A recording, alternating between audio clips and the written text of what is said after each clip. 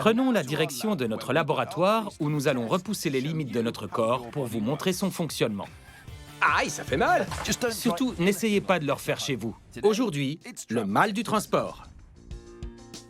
Ne vous inquiétez pas, Xand n'essaye pas de danser. Il a une bonne raison de tourner sur lui-même. À l'intérieur de l'oreille interne de Xand se trouvent des tubes remplis de liquide qui envoient des informations au cerveau pour l'équilibre et les mouvements. Et ensuite, quand je m'arrête, le liquide continue de bouger. Et ça fait croire au cerveau qu'il n'a pas cessé ses mouvements. Le liquide de l'oreille interne de Xand lui dit qu'il bouge, mais ses yeux lui disent qu'il est immobile. Son cerveau est perdu et donc... J'ai un peu la nausée. Si vous êtes malade en voiture, c'est parce que votre cerveau est perdu lui aussi. En voiture, vos yeux repèrent tout ce qui défile devant eux et indiquent à votre cerveau que vous êtes en mouvement. Mais comme vous êtes assis sans bouger, votre oreille interne pense que vous êtes immobile et tous ces signaux confus ne se produisent pas qu'en voiture. Je vais donner une toute autre dimension au mal des transports. À bord de ce petit coucou, Chris va réaliser des acrobaties aériennes qui risquent bien plus de perturber son cerveau que lorsqu'il tourne sur lui-même ou qu'il est en voiture. Je suis vraiment obligé. Oui, Chris, il le faut. Voici Mark Cutmore, le pilote qui va donner le tournis à Chris.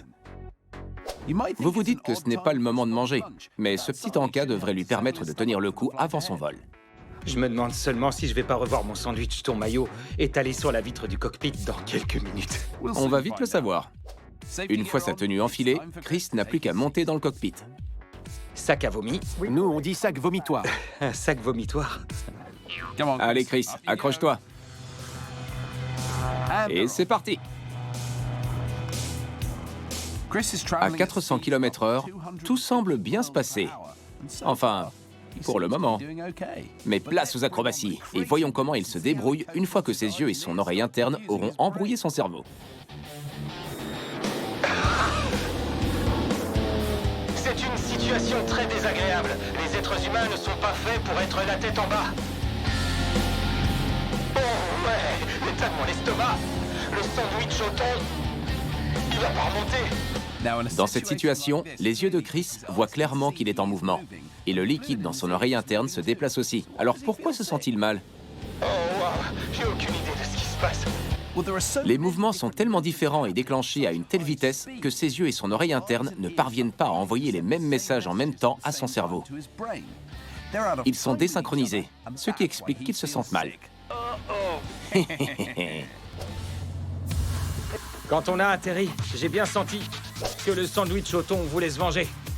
Franchement, à la fin, j'avais la nausée. Je vais pas vous mentir. Je suis heureux d'avoir retrouvé le plancher des vaches. Au moins, tu es arrivé à ne pas rendre ton sandwich, Chris. Si vous avez le mal des transports, vous pouvez mettre un terme à la confusion de votre cerveau. Ne regardez pas en bas et essayez de regarder à travers la vitre un point fixe à l'horizon. Vos yeux et votre oreille interne enverront alors les mêmes messages à votre cerveau et tout devrait bien se passer.